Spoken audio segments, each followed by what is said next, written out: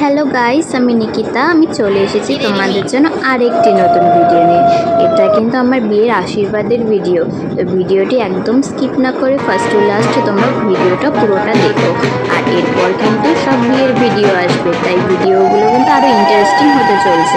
তো চলো বেশি দেরি না করে ভিডিওটি শুরু করা যাক। তো প্রথমেই দেখতে পাচ্ছ আমি এখানে ফেসিয়াল করতে বসে পড়েছি।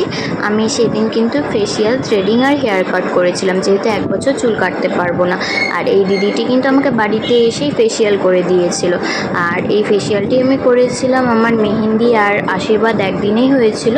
তো তার আগের দিন করেছিলাম যাতে বিয়ের দিন গ্লোটা ভালো করে। তো এটা দেখতেই পাচ্ছ, সকালবেলা উঠে আমি রেডি হয়ে নিয়েছি আশীর্বাদের জন্য। এটা আমার আশীর্বাদের লুক ছিল। তোমাদের লুকটি কেমন লাগছে সেটা আমাকে কমেন্ট বক্সে জানিও। তো টোটোতে করে যাচ্ছি। এই টোটোওয়ালা দাদাই কিন্তু এই কদিন আমাদেরকে নিয়ে যাতায়াত করবে। তারপরে দেখতেই পাচ্ছ এখানে বিয়ের প্যান্ডেলের বাস পড়ে গেছে। তারপরে আমি আমার ভাগ্নিকে বললাম আমাকে একটু ভিডিও করে দে। তো সেদিন আমি যেগুলো জুয়েলারি পরেছিলাম এগুলো কিন্তু সব গোল্ডের ছিল।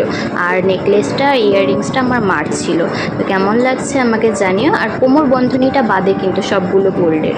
তো যাই হোক, কেমন লাগছে আমার কমেন্টে জানিও। আর এখানে কিন্তু আমাদের কুঞ্জটা হবে। এটা ঠাকুর পঞ্চাননের ভবন।